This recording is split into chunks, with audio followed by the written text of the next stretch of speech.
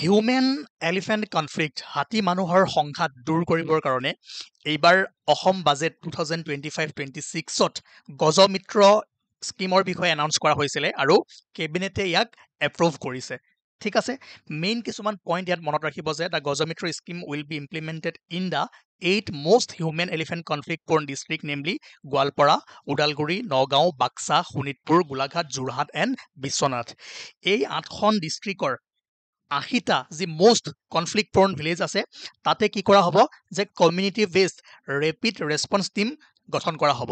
ঠিক আছে, community based rapid response team comprising 8 local members each will be formed in 80 conflict prone villages. আৰু যিখিনি conflict prawn area আছে বা villages আছে তাতে বেম্বো আৰু নেপিয়াৰ গ্ৰাছ লগোৱা হ'ব। ঠিক আছে, কাল্টিভেট কৰা হ'ব, কিয়নো নেপিয়াৰ গ্ৰাছ আৰু বেম্বো হাতীৰ এটা প্ৰধান খাদ্য হয় আৰু হাতীয়ে খাই ভাল পায়।